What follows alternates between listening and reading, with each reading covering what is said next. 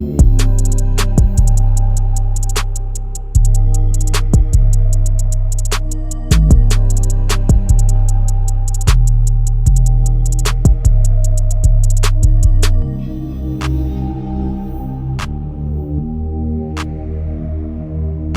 back to the Team to Beat Miami Heat podcast, your one-stop shop for daily Miami Heat and NBA content. My name is Amir. For today's episode, we have Trent joining us from the Miami Heat Network podcast. We also have Martel from the Miami Heat Zone podcast. And we also have a special guest joining us today. We have Tim Ring, who is a Phoenix Suns sportscaster and sports anchor for ABC 15 Arizona. Thank you so much for joining us today, Tim. Amir, happy to be here. Happy to be on talking some summer hoops with you guys. Especially after both our teams had a very disappointing season, and there's going to be a lot of change, hopefully for the better for both of our teams. And so I want to jump right into it. The biggest storyline coming out of Phoenix is obviously Kevin Durant. There's been a ton of speculation lately, and there's been reports saying that the Suns have been shopping him around. They obviously did that before the NBA trade deadline. Some have said they've maybe lowered their asking price, and the market for Kevin Durant seems to be expanding, as Brian Windhorst mentioned, now that the Toronto Raptors have shown interest. And Gambo, I think he said this last week, believes that Kevin is most likely going to go to the San Antonio Spurs.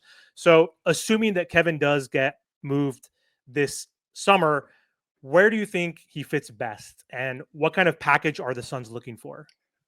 Well, let me start with that last part of the question, Amir. Kevin.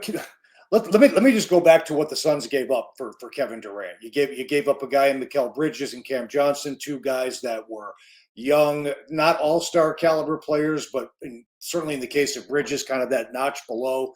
Two guys that in 2021 were a big part of a team that went to the NBA Finals. When the Suns were sold in February of 2023, Matt Ishbia, the new owner, went big game hunting, and the Suns were engulfed in trade talks with the Nets for quite some time.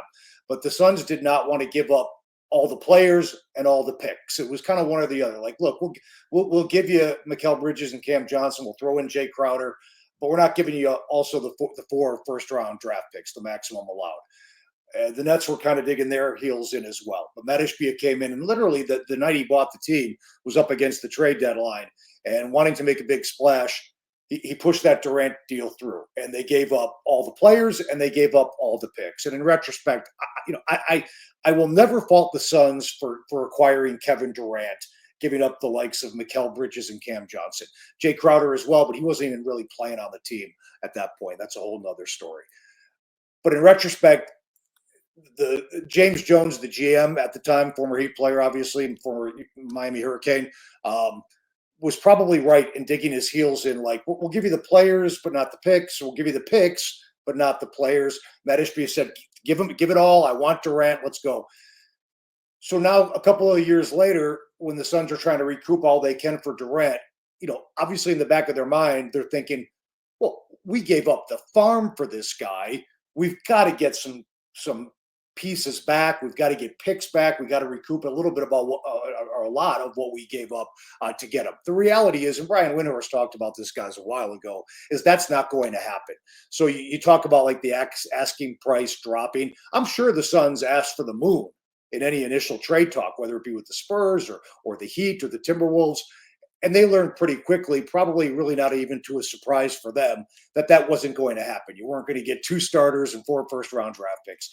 So, Amir, really, the answer to your question, I think what the Suns are looking for is any combination of a player or players that can help you win now, compete for the playoffs, maybe not win a championship, of course, and also some draft capital down the road, and a combination of that. So maybe it's 2 guys, 2 starting caliber players who are pretty good, and maybe 1 first-round pick, or maybe 1 starting caliber player and 2 first-round picks down the road. Some combination of something that at least makes you feel good that even though Kevin Durant's going to be 37 in September, you're getting something back, or a haul back, and I use haul with air quotes, that's going to help you be a better basketball team down the road.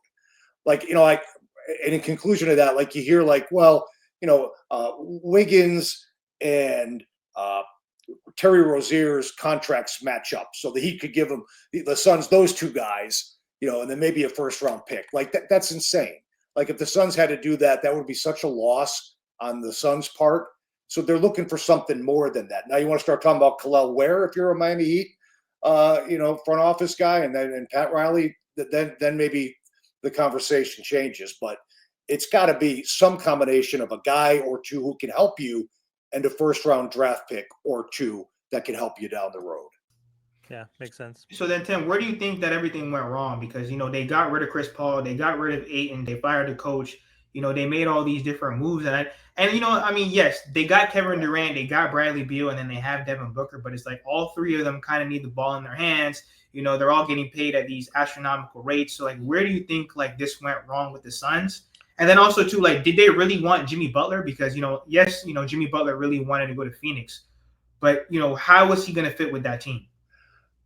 Well, listen, Martell, first of all, I mean, the Jimmy Butler thing, would Jimmy Butler have had the same impact here that he had in Golden State in the second half of the season? Maybe not. But would he have had a great impact? I think absolutely. I think in a perfect dream scenario, the Suns would have loved for Bradley Beal to waive his no trade clause and incorporate that into some type of deal that landed Jimmy Butler in Phoenix. For one thing, Butler does all the little things and plays a winning basketball, a brand of basketball that when he's engaged, like we saw at Golden State when he got there, that's exactly what this Suns team was lacking. A guy who brings toughness, does all the little things you want. But the other thing is, and this kind of the first part of your question was, where did this thing go wrong? The other thing about Jimmy Butler is there's a positional fit there that candidly was never there with Devin Booker, Bradley Beal, and Kevin Durant. And you look back and you try to figure out what went wrong here. Like I said, I don't fault the Suns for going after Kevin Durant. Maybe you look back and say they gave up too much. That's fine. But in terms of the player, Kevin Durant, I will never fault the Suns for bringing in Kevin Durant to try to win a championship. I think he'd be insane to – a lot of Suns fans disagree, but my opinion is that's the deal you make every day. If you can bring Kevin Durant and give up the likes of Mikal Bridges and Cam Johnson, I mean, come on, give me a break. The problem is what happened after that, in the aftermath. Every move they made to build a competitive team around Kevin Durant and Devin Booker just flat out failed. They had an opportunity to get Bradley Beal, trading away Chris Paul, a guy that at that point they were going to waive. Like, so on paper, it's like, well, you can waive Chris Paul, or you can, Bradley Beal had a part in this as well, like kind of orchestrating his deal to the Phoenix Suns. It's like you got a chance to bring in a four-time All-Star who averages around 30 points a game when he's healthy for a contract in Chris Paul and a player that you're ready to waive anyway. That sounded pretty good. Problem was Booker and Beal, they couldn't play together. Certainly not at a high winning level. They play, as you mentioned, Martell, they basically do the same things. They're two guards. They try to have Booker play the one. He could do it, but he wasn't Devin Booker when he was playing the point guard position. Bradley Beal could play the one. Could he do it? Yeah. But he wasn't Bradley Beal when he played the one. And candidly, Kevin Durant, even though he's more of a 3-4, kind of plays the same style of offensive basketball as Booker and Beal. So really, you're dead right. You had three guys who pretty much did the same thing with the basketball, and that's where I think Jimmy Butler would have made a positive difference with this team had he come over at the trade deadline if they could waive Bradley Beal's no trade clause. The thing is, the Suns were so desperate to get out of this mess, they were ready to trade Durant for Jimmy Butler, which I'm not sure what that would have done, because yeah, you get Jimmy Butler, but you lose Kevin Durant. And then the other big piece, DeAndre Ayton did underachieved. He did not play up to the worthiness, if you will, of a number one pick, but he still was 18-10 every night. And they traded him for Yusuf Nurkic and Grayson Allen. And although Allen did some nice things here, and Nurkic had his moments, at the end of the day, that failed as well. And Nurkic was shown the door midway through last season, and Grayson Allen was nothing more than a solid role player on a team that never won a playoff game. So bringing in Beal, losing Ayton, saying goodbye to Chris Paul, everybody else they try to surround Booker, Durant, and ultimately Beal with, it just never worked. And it was abject failure, and it was a colossal failure. And that's why in Durant's 2 full seasons here, not only did they not win a playoff series, they didn't win a playoff game, guys. What's going on, Tim? So I have a few questions involving the Phoenix Suns and then of course involving Kevin Durant. So when you look at the future of this team, I don't know how true this is, but I've seen a report that Booker is supposed to get a 2-year, $150 million extension, which is like 75 per year. Yeah. And then when you look at Booker is not going nowhere. But my question is, with Bradley Beal, obviously with the no trade clause, is he stuck on this team until 27? Are they going to try to find a way to get rid of him? Because all the reports that's being reported out is that they want him gone in any way possible, but he has all the control. He does in terms of a trade, right, Trent? So if they could find a willing trade partner for Bradley Beal, and they could get Beal to waive that no trade clause, then obviously that would be the optimum way to separate yourself from Bradley Beal in that contract.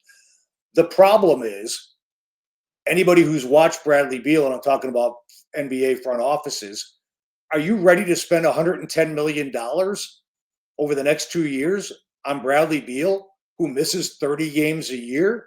And the last couple of years, played on essentially, 2 years ago, they weren't a losing basketball team, but they were a losing basketball team last year. Averaged 18 points a game his first year in Phoenix, 17 points a game his second year. Like, this is not a $55 million a year caliber player. Now you could say maybe you put him in a different situation and say, you're no longer fighting with Devin Booker and Kevin Durant for shots, and Bradley Beal, you are our starting 2 guard. You have the green light. Go back out there and try to recreate what you did in Washington from a scoring standpoint, I guess. But he's quite a bit older now, and the health issues seem to persist each and every year. So trying to find a willing trade partner is difficult enough, and then you got to find a willing trade partner where Bradley Beal and his wife want to move to, because they have the ability to shut down any trade, and they've already shown that they're not afraid to do that, because I'm quite sure the Suns desperately try to get him to drop the no trade clause at the trade deadline so they could bring in Jimmy Butler. So those are the issues. Now, if you could get Beal you could waive and stretch him, but only, Trent, if Bradley Beal would take less money. He'd have to tear up the deal right now, negotiate a new deal for less money, and then you could waive and stretch him. Okay, if you're Bradley Beal, why would you do that? Well, why would you want to play for a team that doesn't want you? I get that. But if that doesn't bother him and he's not willing to wait to take a lesser number, then the Suns, even if they wanted to waive and stretch him, they can't do that at his $55 million a year price tag. So that's not an option unless Bradley Beal plays ball and kind of redoes his deal. Now, I'm sure they're trying to get him to do that too. Because you could say, well, Brad, we pay you less money, but then you go on the open market, you'd sign for 2 years, $30 million in Detroit, and you would make up the money on the back end. I mean, I'm sure those are the conversations going on right now, but it's very difficult. And to complicate matters, the Suns hired a GM who's worked in the NBA for all of about 24 months. So he's learning on the job. He may end up being a great general manager. We don't know. But the facts are he's very inexperienced and has only worked full-time in an NBA front office for 1 year, and that was this past year.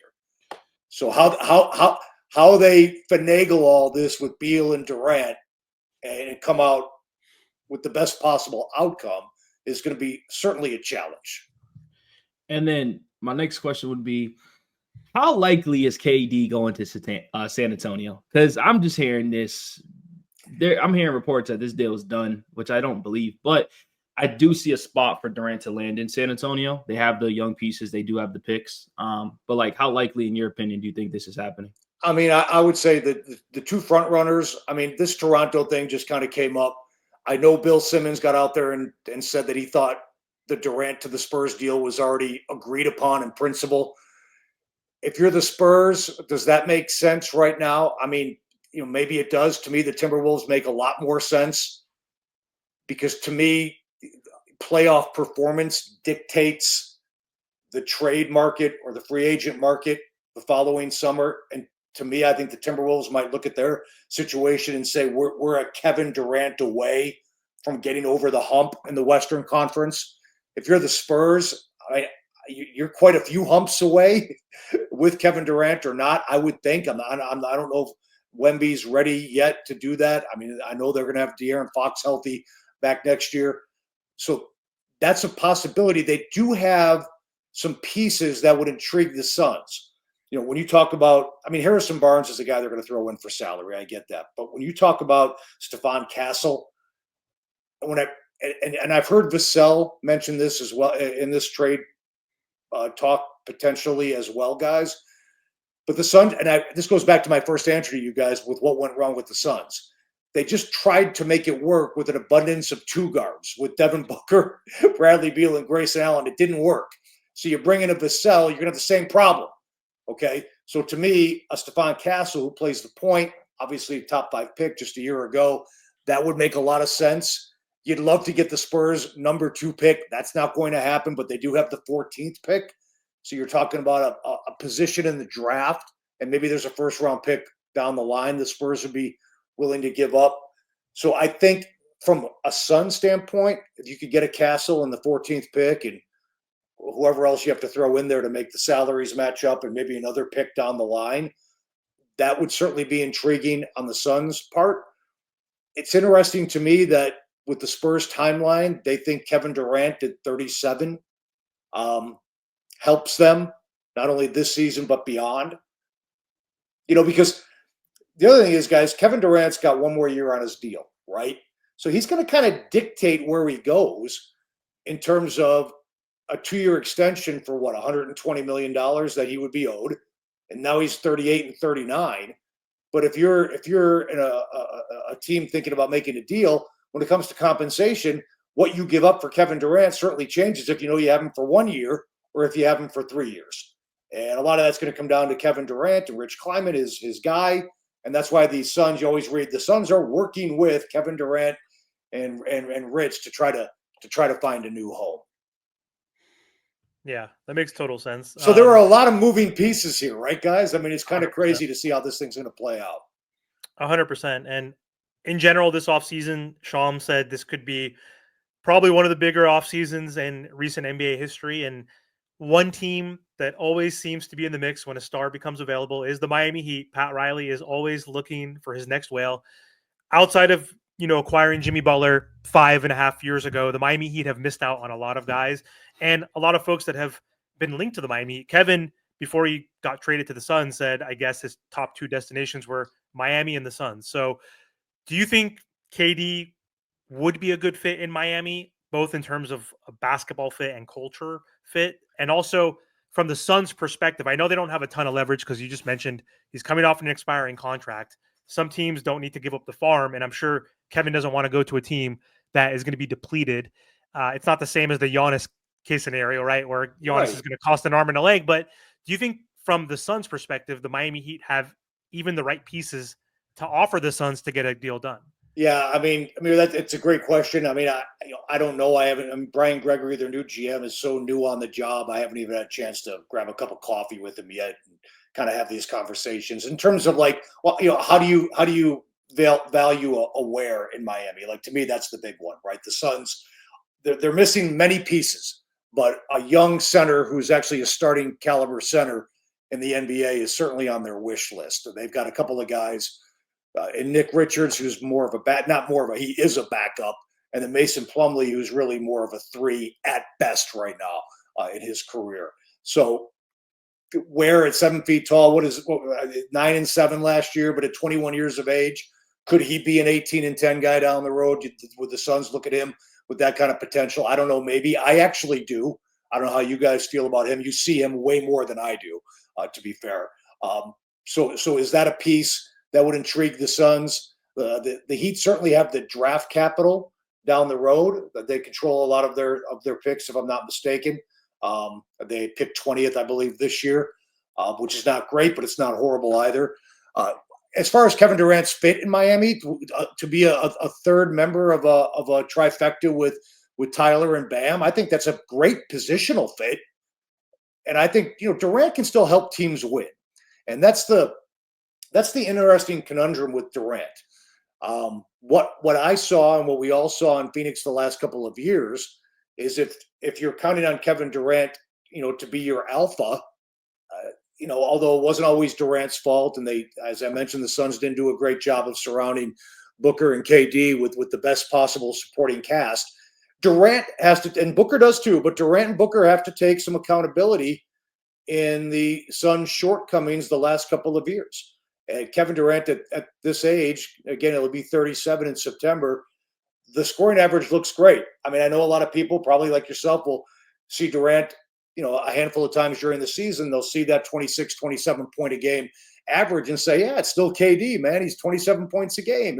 He's an all-star. He's one of the top 10 players of all time, arguably. As somebody who watched him all the time, he's not the player he was 5 or 6 years ago. He's just not. A lot of the little things when it comes to playing winning basketball, you need other guys to do that are on your team. And if you have those guys, and I believe that he'd actually do, as if if his only job is to stand out there and knock down shots and get you 27 a game and create buckets when the offense breaks down, yeah, he's still a productive player in this league, and he's still an all-star caliber player in this league. But there is caution to any team that gets Kevin Durant, because if he was the Kevin Durant of old, the Suns wouldn't have missed the play-in tournament last year. They wouldn't have gone the previous year without a single playoff win, getting swept by the Wolves in the first round. So that's just the way I look at it. I think a lot of people look at it the same way. Is still a great player, still a great scorer, still an elite scorer. But when it comes to all the little things that go into playing winning basketball and being a winning player, not the guy he was 6, 7, 8 years ago. Well, thank you so much, Tim, for coming on the show. But just real quick, why do you think Bol doesn't get any playing time? You sound like a lot of Suns fans. Bro, because I know, bro. Like, he's like another Kevin Durant. How does he not get playing time? I know, and you know what? He gets stretches where he'll knock down shots, and you're like, this is an intriguing guy. But then there's also stretches where you realize why he's been on like 4 or 5 teams in his career.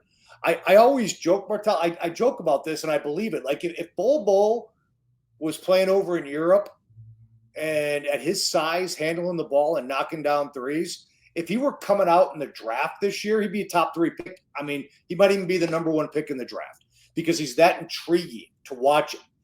I mean, he's all of 7'3". I mean, he can handle the ball. He's tough, bro. I know. The problem is, and again, this goes into watching him minute by minute, he'll go stretches where he just kind of floats around out there. He doesn't defend. He doesn't rebound for his size.